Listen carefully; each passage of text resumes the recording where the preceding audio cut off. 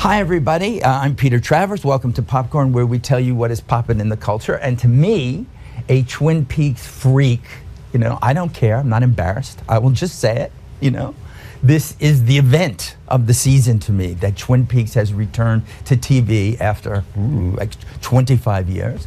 And so has my guest, Kyle MacLachlan, returned to the role of Agent Dale Cooper.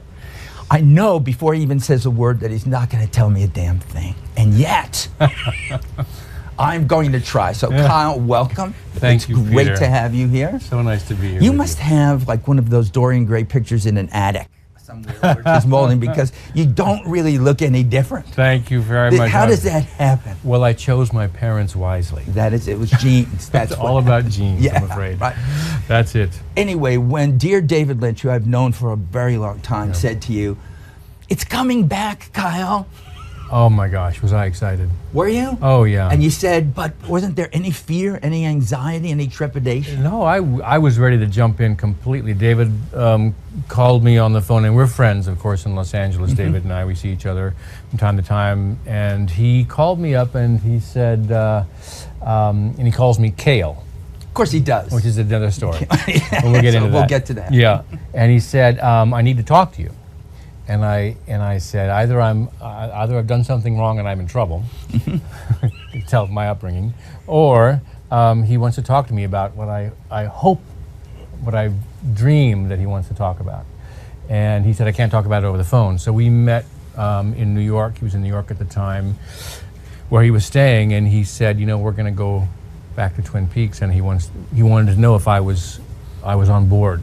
And I said, David, I never left. I said, I wanted to go back and play Cooper since the last frame of the last episode of the first time around. Talk about a freak out frame, though. It was a very bashing strange, your head. Yeah, but very exciting for me as the actor playing Dale Cooper. I was suddenly awakened to the idea that there's a whole nother story to tell here, and I got excited.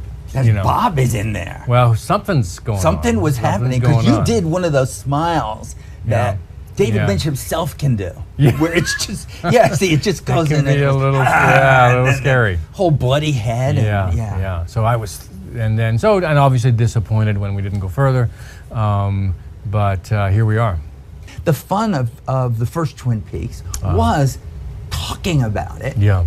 After we saw it. Yeah. Not before we saw it, but after we saw it. Yeah. No, that was it was one of the first, what they call water cooler events, I guess, which now I think has been, it'll exist on social media, I would imagine.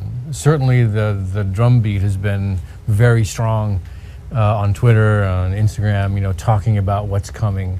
And I get all the feeds and everything. And I'm very active on social media. So it's been a lot of fun watching all the activity, But if you were the one that was at the source of the leak, forget James Comey. I would say that you would, I don't know what Lynch does to punish these people. It would not be pretty. It would not be pretty. You've seen his films, I've not only seen his films, but what freaked me out when I first met him was how Agent Cooper he is. Oh, I borrowed certain mannerisms and qualities from David, which he's fully aware of, and incorporated them into the role of Cooper the first time around. So, and that was easy to do. I actually did it with Blue Velvet too. I borrowed some mannerisms. Well, from sure, David, because it's just so particular and wonderful, But people that are expecting, when they meet him, they expect something very dark and mysterious. Instead, this is an effervescent kind of guy that says, joyful. "Hey, buddy." Yeah. Excited to see you. Joyful to talk about things. A truly creative being. He's a very special human being. So he calls you Kale. He calls me Kale. Calls me Kale because when we did Dune together, it was produced by. That was the first. That was our first collaboration. It was produced by Dino De Laurentiis, and Dino was unable to pronounce my name, Kyle, and he pronounced me Gale. He said Gale because he had a very particular type of voice.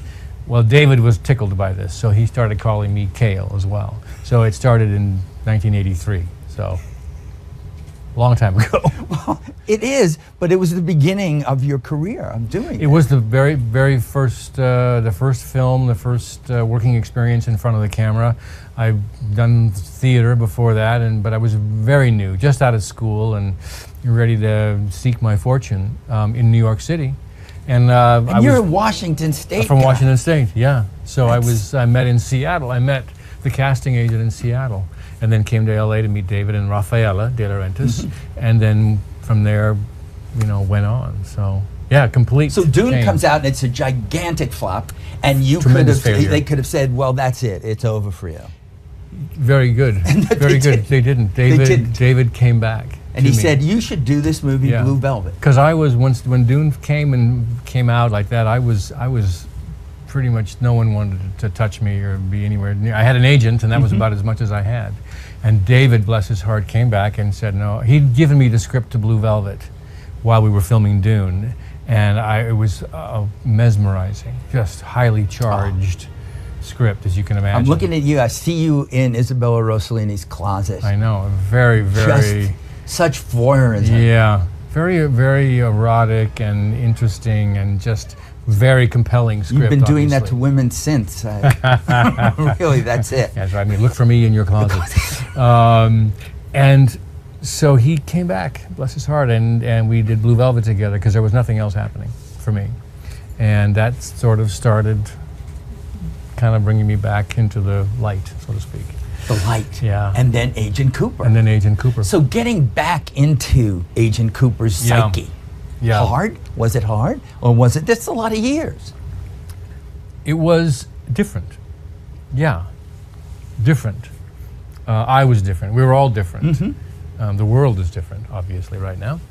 I tell you what was not that different. Was the coffee. The coffee. The cherry pie.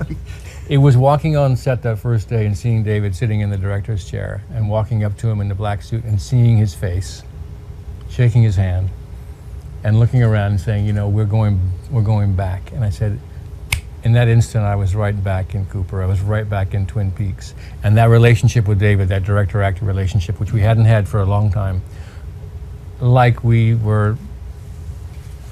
never stopped. Never stopped. It's crazy. Is he still using a megaphone? Yeah. Yeah. He has his little megaphone. And sometimes he has a nervous habit of sort of clicking on the button, tick, tick, tick, tick, tick, so you can hear this tick, tick, tick, tick, tick, tick, tick, tick, tick. I just think he's paying attention. I remember when Naomi Watts was here, she was talking about Mulholland Drive and the megaphone being this close to your face. Yeah. And he talks very, very softly into the megaphone. Very, very scary. It seems right, though. It just seems fitting it's perfect. that happens. No, it's and perfect. that you're not freaked out by any of it. No. Well, when we were doing Dune and Blue Velvet both, we didn't have any monitors. There were no camera monitors at the time, so David would sit right beneath the camera or right next to the camera. And so he was right there watching the scene as the camera was just above him. And he would often, whisper little things or say little things, Most often, I thought, just to make us laugh. That was his way of being entertaining. Well, in everything that I've seen of David Lynch's, but especially in Twin Peaks and Blue Velvet, which we see a world that looks normal. Yeah. And then once you fall off the edge of it, there's the worst of human behavior. Yeah. It's a rabbit hole for homicide, everyday toxic behavior. Dennis Hopper, another one we've lost in Blue Velvet, where he's got the oxygen and he's just the most representative of evil that there is in the world. Yeah. And David doesn't seem to have any of that, so I'm assuming it's you. You have this dark, twisted urges. spirit that's just being brought. Did it affect you playing Agent Cooper? No, not. You don't take characters home like that. I don't. It's too much work. It would be just opposite of my personality. No, I think there's little things that sort of hang with you for a little bit, mannerisms and things, or more often than not, I find myself not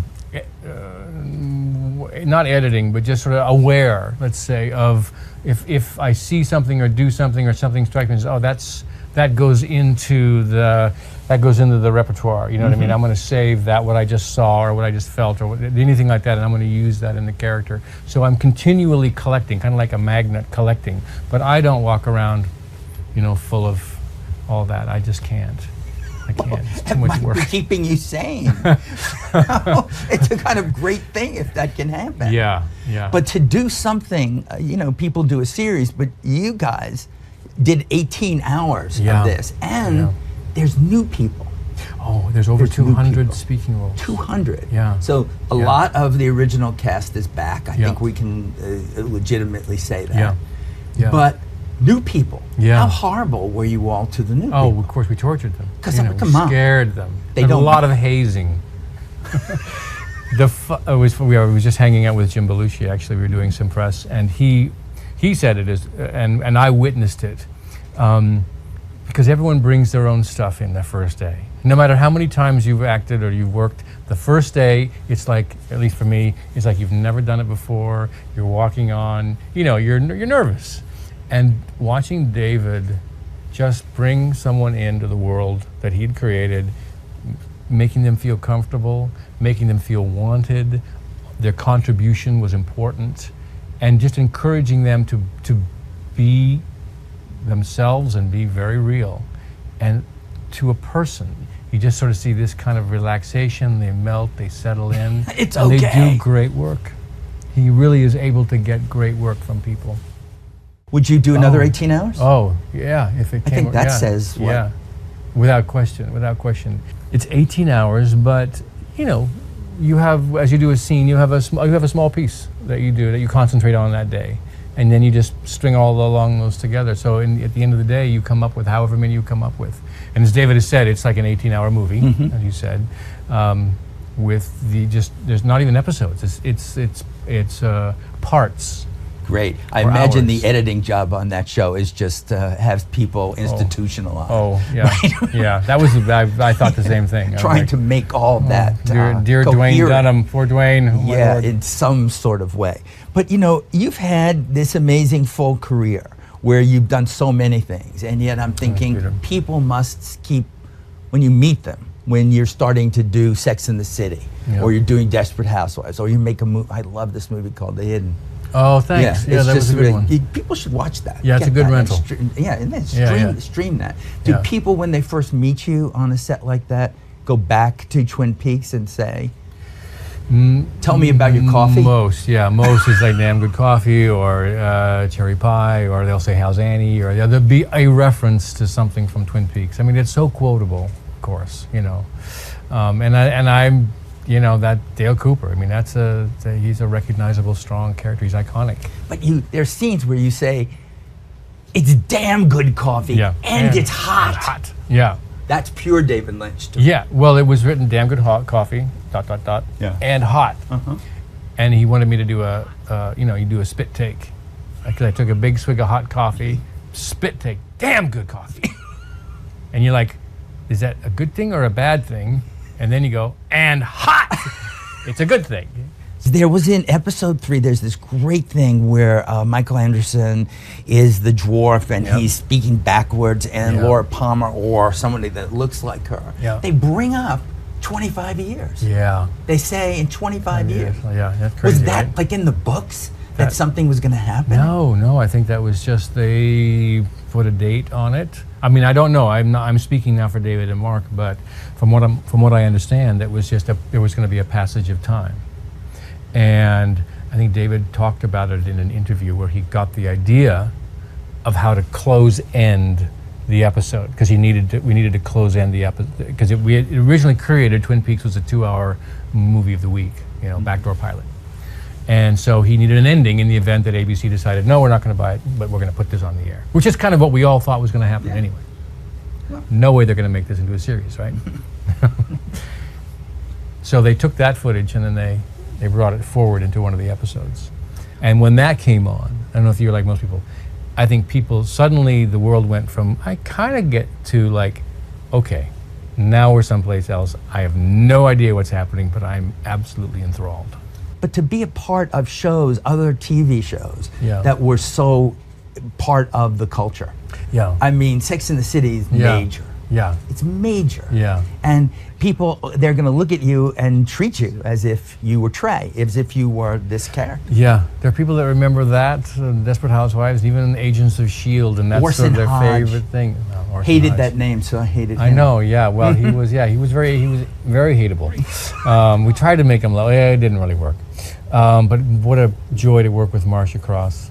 Oh, when we had the dialogue that really flew off the page, oh man, it was fun. Yeah, it's great. It was fun. And now you're on Portlandia. Yes.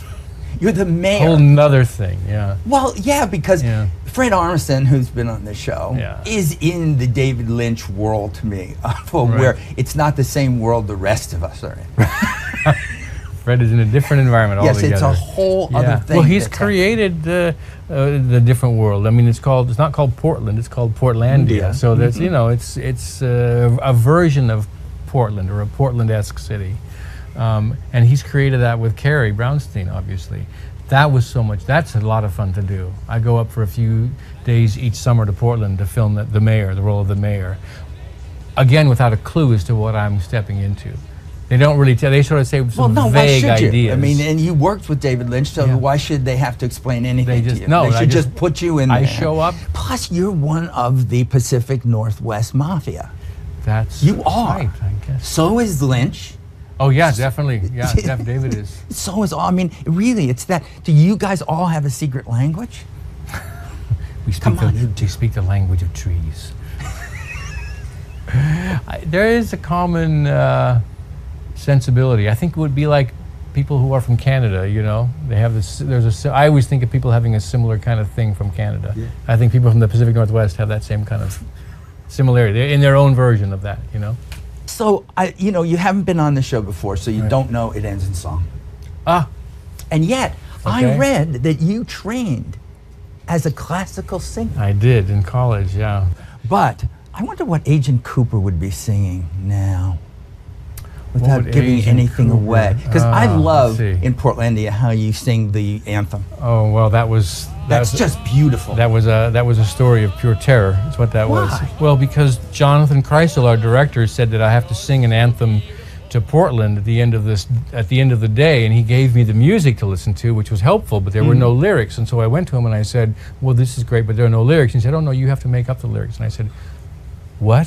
I have to make up a song?" And he said, "Yeah, just sing it." And then he turned away, and then he just sort of, on his way, turned back and said, "It's a love letter to Portland." And he turned away, and I was like, okay, that I can do. So I channeled my inner Shatner, as we all well, do. we all do. Come on. We all do, yeah. Come on. And off we went. That was it. And that was So it. can you give me a taste of that? I know it's a pretty big thing. Yeah, let me see. What could I sing about? Let's see. Well, Peter, this isn't a song you're going to recognize, or certainly a theme, but coffee is like a dream. If you drink coffee in the morning, you'll go far, at least far enough to pee in a jar. And that's my song on Popcorn for You. I hope it's made you laugh. I don't hear the crew. Yes, that's our new theme song. I'm sorry for you. We have it. We pay a lot though. Oh, good. It's Oh, $2. residuals? $2. Yeah, but look it's That's a yours. cup of coffee. And it's cash money. That's good, man. Yeah, Can't go it wrong. really You is. can't go wrong with that. Kyle, thank you so much. What a pleasure to be on. Huge That fan was of yours, great. and I have That been was for a great. long time. Thank you.